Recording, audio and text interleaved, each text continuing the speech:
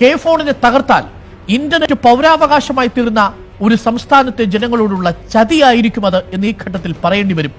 അങ്ങനെ ഒരു ഗൂഢാലോചന നടക്കുന്നുണ്ടെങ്കിൽ അതിനെ എതിർക്കേണ്ടതും ആവശ്യം തന്നെയാണ്.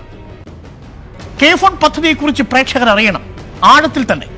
ഒരുപക്ഷെ ഒരു മൂന്നാം ലോക രാജ്യത്തെ ഏറ്റവും പ്രധാനപ്പെട്ട വിവര വിപ്ലവ പദ്ധതിയായി മാറുമായിരുന്ന ഒന്നായിരുന്നു കേരളത്തിന്റെ കെ ഫോൺ പദ്ധതി. എന്താണ് കെ ഫോൺ പദ്ധതി എന്ന് ഒന്ന് കേൾക്കൂ. കെ ഫോൺ പദ്ധതി ഇന്റർനെറ്റ് എല്ലാവരുടെയും അവകാശമായി പ്രഖ്യാപിച്ചിരിക്കുന്ന ഒരു പ്രദേശത്ത്, ഒരു സംസ്ഥാനത്ത് നടപ്പിലാക്കുന്ന ഏറ്റവും പ്രധാനപ്പെട്ട പദ്ധതി. ഒപ്റ്റിക്കൽ ശൃംഖല വഴി അതിവേഗ ഇന്റർനെറ്റ് കണക്ഷൻ, അതാണ് കെ ഫോൺ പദ്ധതി. ഇതിൽ ആരാണ് നടപ്പാക്കുന്നത് എന്നത് കൂടി അറിയണം. KSEB-യും KSITL-ഉമാണ് ഈ പദ്ധതിയുടെ പ്രധാനപ്പെട്ട നടപ്പാക്കുന്ന എക്സിക്യൂട്ടിംഗ് ഏജന്റുകൾ. ഇതിൽ സർക്കാരിന് 2%, KSEB-ക്ക് 49%, KSITL-നും 49% ഓഹരി. ഗുണഭോക്താക്കൾ ആരൊക്കെയാണ്? ഓർമ്മിക്കണം, 20 ലക്ഷത്തോളം വീടുകൾ, നിർധനരായ ആളുകൾ. ആ വീടുകളിലേക്ക് സൗജന്യമായി അതിവേഗ ഇന്റർനെറ്റ് കണക്ടിവിറ്റി 10 MB/s മുതൽ 1 GB/s വരെ വേഗതയിൽ ഇന്റർനെറ്റ് സൗജന്യമായി 20 ലക്ഷത്തോളം വീടുകളിൽ. പദ്ധതി എവിടെ എത്തി എന്ന് പൂർത്തീകരിക്കും. 2020 ഡിസംബറോടുകൂടി പൂർത്തീകരിക്കാനാണ് പദ്ധതി ആദ്യം വിഭാവനം ചെയ്തത്. കോവിഡ് വന്നതോടെ പദ്ധതി തടസ്സപ്പെട്ടു. ഇതിനകം 28,000 കിലോമീറ്റർ കോൾ നെറ്റ്വർക്ക് പൂർത്തീകരിച്ചിരിക്കുന്നു എന്നതാണ് ഏറ്റവും പ്രധാനപ്പെട്ട കാര്യം. ഇനി 24,000 കിലോമീറ്റർ കൂടി അത് പൂർത്തീകരിക്കേണ്ടതുണ്ട്. മൊത്തം ചിലവ് 1516.76 കോടി രൂപ. ഇതിൽ ഭൂരിഭാഗവും കിഫ്ബിക്ക് ഇപ്പോൾ കൃത്യമായി തന്നെ ലോണായി ലഭിക്കുകയും ചെയ്തിട്ടുണ്ട് സെൻട്രൽ ഗവൺമെന്റിൽ നിന്ന്. ഇനി ഈ പദ്ധതി ആരുടെയൊക്കെ പങ്കാളിത്തത്തോടു കൂടിയാണ് എന്ന് നമുക്കൊന്ന് നോക്കാം. കെ ഫോൺ പദ്ധതിയിൽ 49% ഓഹരിയും KSEB-യുടേതാണ്. അടുത്ത 49% Kerala state IT infrastructure limited KSITL-ന്റേതാണ്. 2% സർക്കാരിൻ്റെതും. മൊത്തത്തിൽ കേരളത്തിലെ മുഴുവൻ വീടുകളിലേക്കും സൗജന്യമായും മിതമായ നിരക്കിലേക്കും ഇന്റർനെറ്റ് എത്തിക്കുന്ന വിപ്ലവകരമായ പദ്ധതി. ആ പദ്ധതി നടപ്പിലാക്കാൻ ഒരു കൺസോർഷ്യം കൂടി രൂപീകരിച്ചിട്ടുണ്ട്. അതും പൊതുമേഖലാ സ്ഥാപനമായ ബെല്ലിന്റെ മേൽനോട്ടത്തിൽ.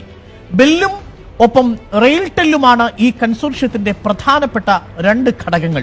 അതോടൊപ്പം 2 പ്രൈവറ്റ് പ്ലേയേഴ്സും ഈ കൺസോർഷ്യത്തിന്റെ ഭാഗമാണ്. അതായത് 52,000 കിലോമീറ്റർ ദൈർഘ്യം വരുന്ന കേബിളുകൾ ഇടാനും അത് മെയിൻറ്റെയിൻ ചെയ്യാനും ബെല്ലിന്റെ മേൽനോട്ടത്തിൽ SRIT, LS കേബിൾസ് എന്നിങ്ങനെ 2 സ്വകാര്യ കമ്പനികളെ കൂടി ഉൾപ്പെടുത്തിക്കൊണ്ട് റെയിൽടെല്ലുമായി ചേർന്നുള്ള കൺസോർഷ്യം.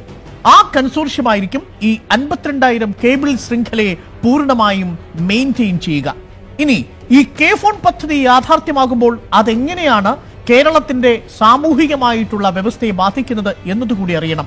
കെ ഫോൺ എവിടെയൊക്കെ മാറ്റങ്ങൾ വരുത്തില്ല എന്ന ചോദ്യം മാത്രമേ ബാക്കിയുള്ളൂ. സമസ്ത മേഖലകളിലും വിപ്ലവകരമായ മാറ്റം കെ ഫോൺ കൊണ്ടുവരുമെന്നർത്ഥം. വിദ്യാലയങ്ങളിൽ പൂർണ്ണമായും ഓൺലൈൻ വിദ്യാഭ്യാസത്തെ പരിപോഷിപ്പിക്കുന്ന തരത്തിൽ സൗജന്യമായ ഇന്റർനെറ്റ് സേവനം ഈ നിർധനരായിട്ടുള്ള വീടുകളിലേക്ക് എത്തുന്നുവെന്നതാണ് ഇതിൽ ഏറ്റവും പ്രധാനപ്പെട്ട കാര്യം. രണ്ടാമത്, ഹോസ്പിറ്റലുകളിൽ ടെലിമെഡിസിൻ അടക്കമുള്ള സംവിധാനങ്ങൾക്കും അപ്പുറത്തേക്ക് ഈ ഹെൽത്തിലേക്ക് പരിപോഷിപ്പിക്കാനുള്ള സംവിധാനമുണ്ടാവും. ഇ ഫയലിംഗ് സിസ്റ്റവും ഇ ഗവേണൻസും കൂടുതൽ എളുപ്പത്തിൽ നടത്താനും ചിലവ് കുറച്ച് നടത്താനും സർക്കാർ സംവിധാനങ്ങൾക്ക് സാധിക്കും. അത് ഏതൊക്കെ മേഖലകളിൽ ഇന്റർനെറ്റ് ആവശ്യമായിട്ടുണ്ടോ, എയർപോർട്ടുകൾ, പോർട്ടുകൾ, traffic management system, E governance, E health, E commerce തുടങ്ങി സമസ്ത മേഖലകളിലും ഈ കെ ഫോൺ പദ്ധതി വിപ്ലവകരമായ മാറ്റം സൃഷ്ടിക്കും എന്നർത്ഥം. ഇനി ഞാനൊരു കണക്ക് പറയാം. ഈ കണക്ക് ശ്രദ്ധിച്ചു കേൾക്കേണ്ട കണക്കാണ്. ഇത്തരത്തിൽ ലൈഫ് മിഷൻ പദ്ധതിയേക്കാൾ ഒരുപക്ഷെ പിണറായി സർക്കാരിന്റെ പ്രതിച്ഛായ വർദ്ധിപ്പിക്കുമായിരുന്നൊരു പദ്ധതിയാണ് കെ ഫോൺ എന്ന് പറയണം. കാരണം ഒരു മൂന്നാം ലോക രാജ്യത്ത് ഇത്രയുമധികം ഇന്റർനെറ്റ് പൗരാവകാശമായി സ്വീകരിച്ചിരിക്കുന്ന ഒരു സംസ്ഥാനത്ത്, ഒരു പ്രദേശത്ത് ഇത്രയും ലളിതമായി, ഇത്രയും മിതമായി, ഇത്രയും സൗജന്യമായി, ഇത്രയും വ്യാപകമായി ഇന്റർനെറ്റ് ഏർപ്പെടുത്തുന്നത് ഇത് ആദ്യമായിരിക്കും. കാരണം ഈ ഇന്റർനെറ്റ് സംവിധാനം കെ ഫോണിന്റെ നേതൃത്വത്തിൽ നിലവിൽ വരികയാണെങ്കിൽ എന്താണ്, ആർക്കാണ് നഷ്ടമെന്ന് ഈ കണക്കുകൾ നമ്മളോട് പറയും. നിലവിലുള്ള കണക്കുകൾ ഞാൻ ഇങ്ങനെയാണ് പ്രേക്ഷകരോട് പറയാൻ ഉദ്ദേശിക്കുന്നത്.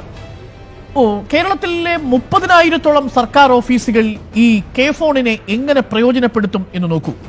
നിലവിൽ KSEBക്ക് മാത്രമായി 1000-ഓളം ഓഫീസുകളിൽ ഒരു വർഷം ഇന്റർനെറ്റ് സേവനത്തിനു വേണ്ടി 15 കോടി രൂപയാണ് മുടക്കുന്നത്. പഞ്ചായത്തുകളെയും വില്ലേജ് ഓഫീസുകളെയും കൂടെ അതിന്റെ കൂട്ടത്തിൽപ്പെടുത്തിയാൽ 40 കോടി രൂപ ഒരു വർഷം വിവിധ panchayat, block, municipality, corporation, village ഓഫീസുകൾ തുടങ്ങിയ ഇടങ്ങളിലെ ഇന്റർനെറ്റ് സേവനത്തിന് വേണ്ടി ഫീസായി അടയ്ക്കുന്നുണ്ട്. സിവിൽ സ്റ്റേഷനുകൾ, കളക്ടറേറ്റുകൾ, മറ്റ് ഓഫീസുകൾ തുടങ്ങിയവയെല്ലാം കൂടി നോക്കിയാൽ 20 കോടിയും 75 കോടിയും ഒരു വർഷം ഇന്റർനെറ്റ് സേവനദാതാക്കൾക്ക് നൽകുന്നുണ്ട്. അങ്ങനെ മൊത്തം കേരളത്തിലെ 30,000-ഓളം സർക്കാർ ഓഫീസുകളിലേക്കും വേണ്ടി മാത്രം 180 കോടി രൂപ ഒരു വർഷം ഇന്റർനെറ്റിന്റെ ഫീയായി, ഇന്റർനെറ്റ് ചാർജായി വിവിധ സർവീസ് ദാതാക്കൾക്ക് നമ്മൾ നൽകുന്നുണ്ടെന്നർത്ഥം. ഇതിൽ BSNL ഉണ്ട്, ഇതിൽ ACV ഉണ്ട്, ഇതിൽ GOI ഉണ്ട്, കേരള വിഷൻ ഉണ്ട്. ഇങ്ങനെ വിവിധ സ്വകാര്യ ഏജൻസികൾക്കായി 150 കോടി രൂപ സർക്കാർ ഓഫീസുകൾ ഒരു വർഷം മുടക്കുന്നുണ്ട്. KFON എത്തിയാൽ ഇത് പ്രധാനമായും ലാഭകരമായി തീരുമെന്നർത്ഥം. തീർന്നില്ല, 20 ലക്ഷം വീടുകളിലേക്ക് സൗജന്യമായി KFON ഇന്റർനെറ്റ് എത്തിക്കും. ഇങ്ങനെ KFON എത്തിയാൽ ആർക്കാണ് നഷ്ടമെന്ന് കൂടി ആലോചിക്കൂ. നിലവിൽ 199 രൂപ അടിസ്ഥാന താരിഫിൽ ഈ വീടുകളിലേക്ക് ഇന്റർനെറ്റ് എത്തുന്നുണ്ട് എന്ന് കരുതുക.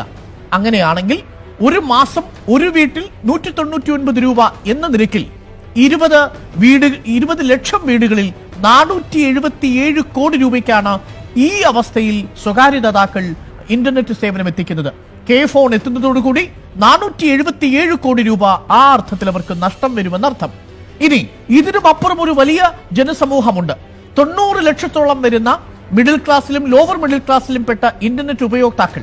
ഈ 90 ലക്ഷം വീടുകളിലേക്കും KFON എത്തിയാൽ എന്ത് സംഭവിക്കുമെന്ന് നോക്കൂ. മിതമായ നിരക്കിൽ KFON ഇന്റർനെറ്റ് ഇവരുടെ വീടുകളിൽ എത്തിക്കുമെന്നാണ് വാഗ്ദാനം. അതായത് മാസം 100 രൂപ കൊടുത്താൽ ഹൈസ്പീഡ് ഇന്റർനെറ്റ് 10 MBPS മുതൽ 1 GBPS വരെയുള്ള വേഗതയിലുള്ള ഹൈസ്പീഡ് ഇന്റർനെറ്റ് ഈ 90 ലക്ഷം വീടുകളിൽ എത്തുന്നു എന്ന് കരുതുക.